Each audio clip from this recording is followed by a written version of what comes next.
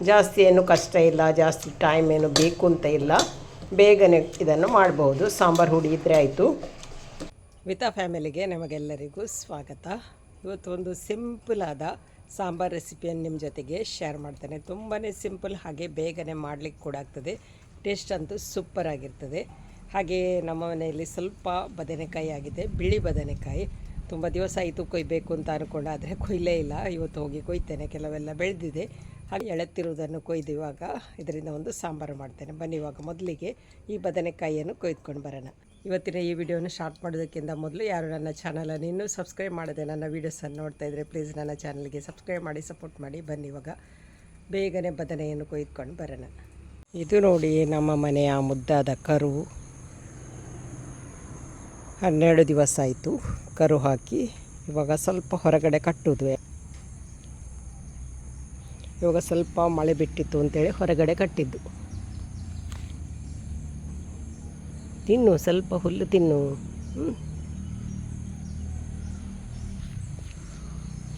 ಇವಾಗ ಅದು ಕೂಗುದು. ದನವನ್ನು ಹೊರಗಡೆ ಕಟ್ಟಿದ್ದೇವೆ ಮೇಯಲಿಕ್ಕೆ.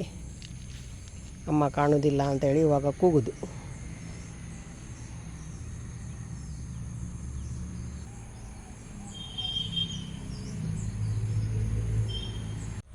ನೋಡಿ ಇಲ್ಲಿ ಬಿಳಿ ಬದನೆಕಾಯಿ.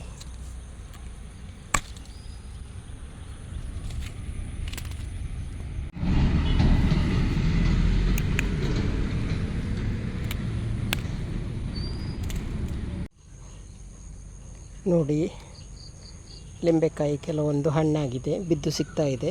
ಇವಾಗ ಒಂದು ಹಣ್ಣದನ್ನು ಕೊಯ್ದೆ.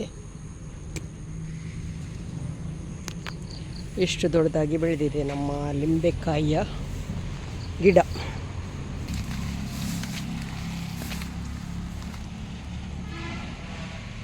ನೋಡಿ ಅಲ್ಲಲ್ಲಿ ಕೆಲವು ಲಿಂಬೆಕಾಯಿ ಇದೆ, ತುಂಬ ಇಲ್ಲ. ಕೆಲವೊಂದು ವರ್ಷ ಜಾಸ್ತಿ ಆಗ್ತದೆ, ಕೆಲವೊಮ್ಮೆ ಕಡಿಮೆ ಆಗ್ತದೆ. ನೋಡಿ ಅಲ್ಲಲ್ಲಿದೆ.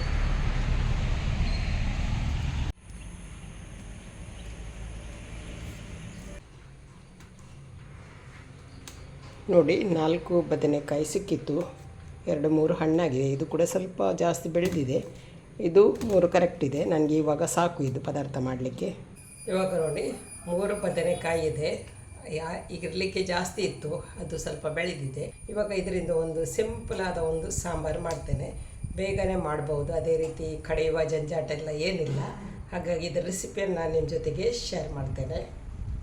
ನೋಡಿ ಇಲ್ಲಿ ಇವಾಗ 3 ಬದನೆಕಾಯಿ, 3 ಟೊಮೆಟೊ, 3 ಕಾಯಿಮೆಣಸು ಹಾಗೂ 1 ಫುಲ್ ಬೆಳ್ಳುಳ್ಳಿ ಗಡ್ಡೆಯನ್ನು ತಗೊಂಡಿದ್ದೇನೆ. ಇವಾಗ ಮೊದಲಿಗೆ ನಾನು ಬದನೆಯನ್ನು ಕಟ್ ಮಾಡಿ ನಾನು ಇವಾಗ ನೀರಲ್ಲಿ ಹಾಕ್ತೇನೆ.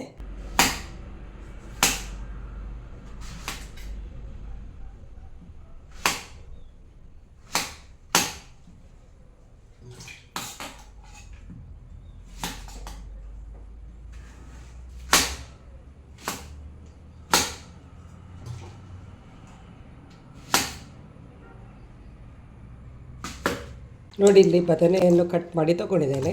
ಈ ಥರ ದೊಡ್ಡದಾಗಿ ಕಟ್ ಮಾಡಿ ನೀರಲ್ಲಿ ಹಾಕಿದ್ದೇನೆ. ಇನ್ನಿದನ್ನು ಕುಕ್ಕರಿಗೆ ಹಾಕ್ತೇನೆ. ಈಗ ಇಲ್ಲಿ ಕಟ್ ಮಾಡಿದಂತಹ ಬದನೆಯ ತುಂಡುಗಳನ್ನು ಕುಕ್ಕರಿಗೆ ಹಾಕ್ತೇನೆ.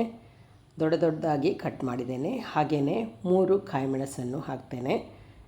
ಇನ್ನು ಇದಕ್ಕೆ ನಾನು ಟೊಮೆಟೊವನ್ನು ಕಟ್ ಮಾಡಿ ಹಾಕ್ತೇನೆ. ಟೊಮೆಟೊವನ್ನು ಇಡಿಯಾಗಿ ಹಾಕೋದು ಬೇಡ, ಯಾಕೆಂದರೆ ಕೆಲವೊಮ್ಮೆ ಅದರಲ್ಲಿ ಹುಳಗಳಿರ್ತವೆ. ಹಾಗಾಗಿ ಇದನ್ನು ಅರ್ಧ ಭಾಗ ಮಾಡಿ ಈ ಥರ ನೋಡಿ 2 ಭಾಗ ಮಾಡಿ ಹಾಕಿದೆ, ಅರ್ಧ ಭಾಗ ಮಾಡಿ ಹಾಕಿದ್ದೇನೆ. ಹಾಗೆಯೇ ಇಲ್ಲಿ ಬೆಳ್ಳುಳ್ಳಿಯನ್ನು ಹಾಕ್ತೇನೆ. ಬೆಳ್ಳುಳ್ಳಿಯನ್ನು ಸುಳಿದು ಹಾಕಿದ್ದೇನೆ. ಇದಕ್ಕೆ ಬೇಕಾಗುವಷ್ಟು ಉಪ್ಪು, ಹಾಗೆಯೇ 1 ಗ್ಲಾಸ್ ಆಗುವಷ್ಟು ನೀರನ್ನು ಹಾಕಿ ಇದನ್ನು 1-2 ವಿಷಿಲ್ ಕೂಗಿಸ್ತೇನೆ. ಇದು ಚೆನ್ನಾಗಿ ಸಾಫ್ಟಾಗಿ ಬೇಯಬೇಕು.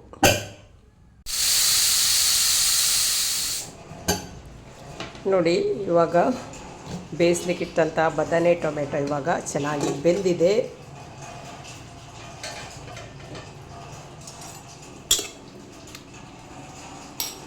ಇವಾಗ ಟೊಮೆಟೊದ ಈ ಮೇಲಿನ ಸಿಪ್ಪೆ ನೋಡಿ ಸೆಪ್ರೇಟ್ ಆಗಿದೆ, ಅದನ್ನು ತೆಗಿಬಹುದು. ನಾನು ಅದನ್ನು ತೆಗಿತೇನೆ.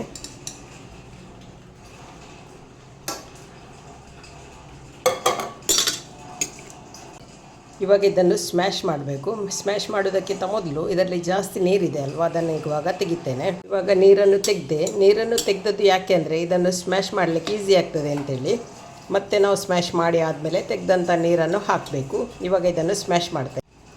ಇದಕ್ಕೆ ಇವಾಗ 1/4 ಟೀ ಸ್ಪೂನ್ ಅರಸಿನ, 1 ಟೀ ಸ್ಪೂನ್ ಸಾಂಬಾರು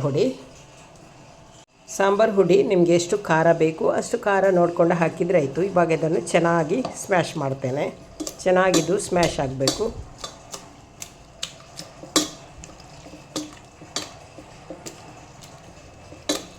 ಇದು ಒಂದು ಅರ್ಜೆಂಟಾಗಿ ಬೇಗನೆ ಮಾಡುವಂಥ ಒಂದು ರೆಸಿಪಿ. ಹಾಗೆಯೇ ಬ್ಯಾಚುಲರ್ಸಿಗೆ ಹೇಳಿದಂಥ ರೆಸಿಪಿ. ಈಸಿಯಾಗಿ ಇದನ್ನು ಮಾಡ್ಬೋದು. ಇವಾಗ ನೋಡಿ ಇದನ್ನು ಚೆನ್ನಾಗಿ ಸ್ಮ್ಯಾಶ್ ಮಾಡ್ತೇನೆ. ಜಾಸ್ತಿ ಏನು ಕಷ್ಟ ಇಲ್ಲ, ಜಾಸ್ತಿ ಟೈಮ್ ಏನು ಬೇಕು ಅಂತ ಇಲ್ಲ, ಬೇಗನೆ ಇದನ್ನು ಮಾಡ್ಬೋದು. ಸಾಂಬಾರು ಹುಡಿ ಇದ್ದರೆ ಆಯಿತು.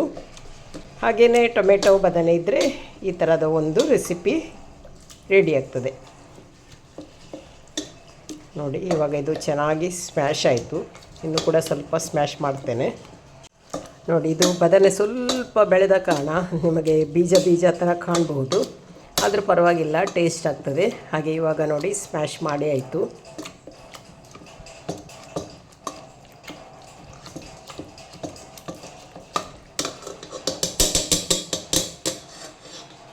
ಇವಾಗ ನೋಡಿ ತೆಗೆದಿಟ್ಟಂಥ ನೀರನ್ನು ಹಾಕ್ತೇನೆ.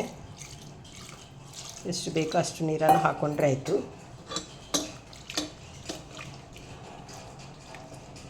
ಇವಾಗ ನೋಡಿ ಸ್ಮ್ಯಾಶ್ ಮಾಡಿ ರೆಡಿ ಆಯಿತು. ಇವಾಗ ಬೇಯಿಸಿದಂಥ ಬದನೆ ಹಾಗೂ ಟೊಮೆಟೊವನ್ನು ಸ್ಮ್ಯಾಶ್ ಮಾಡಿ ರೆಡಿ ಮಾಡಿ ಆಯಿತು. ನೋಡಿ ಈ ಥರ ಸ್ಮ್ಯಾಶ್ ಮಾಡಿ ರೆಡಿ ಮಾಡಿ ತೊಗೊಂಡಿದ್ದೇನೆ. ಇವಾಗ ಇದಕ್ಕೆ ಒಂದು ಒಗ್ಗರಣೆಯನ್ನು ರೆಡಿ ಮಾಡೋಣ. ಇವಾಗ ನೋಡಿ ಒಂದು ಬಾಣಲೆಯನ್ನು ಬಿಸಿ ಮಾಡಲಿಕ್ಕೆ ಇಟ್ಟಿದ್ದೇನೆ. ಅದಕ್ಕೆ ಸ್ವಲ್ಪ ಎಣ್ಣೆಯನ್ನು ಹಾಕ್ತೇನೆ. ಇವಾಗ ಎಣ್ಣೆ ಬಿಸಿ ಆಗ್ತಾ ಬಂತು. ಸಾಸಿವೆ ಹಾಕ್ತೇನೆ, ಸ್ವಲ್ಪ ಜೀರಿಗೆ ಹಾಕ್ತೇನೆ,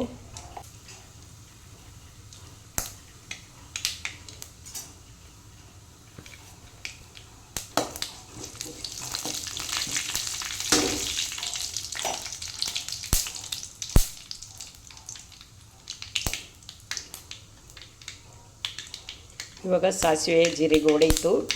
ಒಂದು ಮೆಣಸನ್ನು ಕಟ್ ಮಾಡಿ ಹಾಕಿದ್ದೇನೆ. ಹಾಗೆಯೇ ಸ್ವಲ್ಪ ಕರಿಬೇವನ್ನು ಹಾಕ್ತೇನೆ, ಸ್ವಲ್ಪ ಬೆಳ್ಳುಳ್ಳಿ,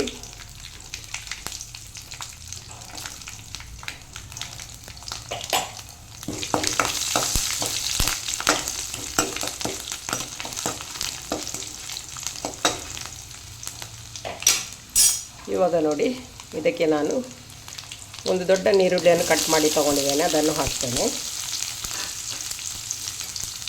ಇವಾಗ ಇದನ್ನು ಫ್ರೈ ಮಾಡ್ತೇನೆ. ಇದನ್ನು ಜಾಸ್ತಿ ಫ್ರೈ ಮಾಡಬೇಕು ಅಂತಿಲ್ಲ, ಹಸಿ ವಾಸನೆ ಹೋಗೋ ತನಕ ಫ್ರೈ ಮಾಡಿದರೆ ಸಾಕು.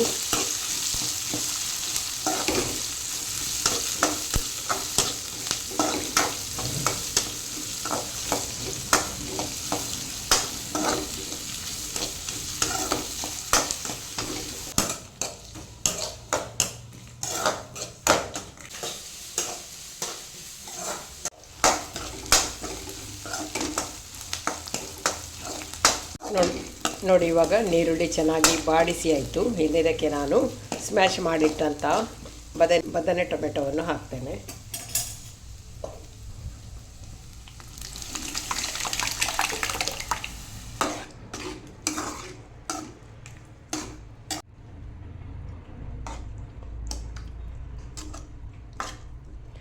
ನೋಡಿ ಇವಾಗ ಒಗ್ಗರಣೆ ಜೊತೆಗೆ ಇದನ್ನು ಚೆನ್ನಾಗಿ ಮಿಕ್ಸ್ ಮಾಡಿಕೊಂಡು ರುಚಿ ನೋಡಿಕೊಂಡು ಸ್ವಲ್ಪ ಉಪ್ಪನ್ನು ಹಾಕಬೇಕು. ಇದನ್ನು ಜಾಸ್ತಿ ತೆಳು ಮಾಡೋದು ಬೇಡ, ಸ್ವಲ್ಪ ದಪ್ಪವಾಗಿಯೇ ಇದ್ದರೆ ತುಂಬಾ ಚೆನ್ನಾಗಾಗ್ತದೆ. ಒಂದು ಕುದಿ ಬಂದರೆ ಸಾಕು. ಇಷ್ಟು ದಪ್ಪವಾಗಿ ಮಾಡಿಟ್ಟಿದ್ದೇನೆ. ತುಂಬಾ ಸೂಪರಾಗಿ ಕಾಣ್ತಾ ಇದೆ. ನಮಗೆ ದೋಸೆ ಜೊತೆಗೆ, ಇಡ್ಲಿ ಜೊತೆಗೆ, ಯಾವುದರ ಜೊತೆಗೆ ಕೂಡ ಇದನ್ನು ನಾವು ತಿನ್ಬೋದು. ಹಾಗೆಯೇ ರಾಗಿ ಮುದ್ದೆ ಜೊತೆಗೆ ಕೂಡ ಒಳ್ಳೆ ಕಾಂಬಿನೇಷನ್ ಇದು. ದಿನಾಲೂ ಒಂದೇ ಥರದ ಸಾಂಬಾರನ್ನು ತಿಂದು ಬೋರ್ ಆಗಿದ್ದರೆ ಈ ಥರದ ಒಂದು ದಿಢೀರ್ ಸಾಂಬಾರು ಕೂಡ ಮಾಡ್ಬೋದು. ತುಂಬಾ ಸೂಪರಾಗಿ ಕಾಣ್ತಾ ಇದೆ. ಹಾಗೆ ಇನ್ನು ಇದಕ್ಕೆ ಒಂದು ಕುದಿ ಬಂದರೆ ಸಾಕು, ಜಾಸ್ತಿ ಕುದಿಸಬೇಕು ಅಂತ ಏನಿಲ್ಲ, ಒಂದು ಕುದಿ ಬಂದರೆ ಸಾಕು. ಇವಾಗ ಕೊನೆಯದಾಗಿ ಇದಕ್ಕೆ ನಾನು ಕೊತ್ತಂಬರಿ ಸೊಪ್ಪನ್ನು ಹಾಕ್ತೇನೆ. ಇನ್ನಿದಕ್ಕೆ ಒಂದು ಕುದಿ ಬಂದರೆ ಸಾಕು.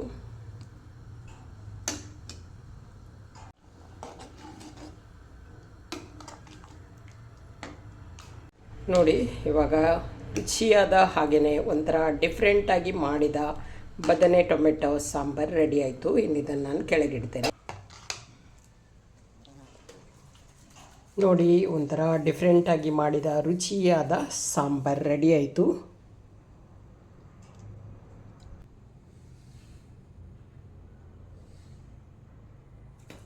ಒಂದು ತುಂಡು ಉಪ್ಪಿನಕಾಯಿ ಜೊತೆಗೆ ಮಧ್ಯಾಹ್ನದ ಊಟ ರೆಡಿ ಆಯಿತು. ಇವತ್ತಿನ ಈ ಒಂದು ಸಿಂಪಲ್ ಆದ ರೆಸಿಪಿಯನ್ನು ಯಾರಿಗೆ ಬೇಕಾದರೂ ಮಾಡ್ಬೋದು. ಬ್ಯಾಚುಲರಿಗಂತೂ ಹೇಳಿ ಮಾಡಿದ ಒಂದು ರೆಸಿಪಿ ಅಂತ ಹೇಳ್ಬೋದು. ಇವತ್ತಿನ ಈ ಒಂದು ಸಿಂಪಲ್ ಆದ ರೆಸಿಪಿ ವಿಡಿಯೋ ನಿಮಗೆ ಇಷ್ಟ ಆದರೆ ಲೈಕ್ ಮಾಡಿ, ಶೇರ್ ಮಾಡಿ, ಅದೇ ರೀತಿ ಸಬ್ಸ್ಕ್ರೈಬ್ ಮಾಡೋದರ ಮೂಲಕ ಚಾನಲ್ಗೆ ಸಪೋರ್ಟ್ ಮಾಡಿ. ಇನ್ನೊಂದು ವಿಡಿಯೋದೊಂದಿಗೆ ಸಿಗ್ತೇನೆ. ಅಲ್ಲಿ ತನಕ ಬಾಯ್. ವಿಡಿಯೋ ನೋಡಿದ ನಿಮಗೆಲ್ಲರಿಗೂ ಧನ್ಯವಾದಗಳು.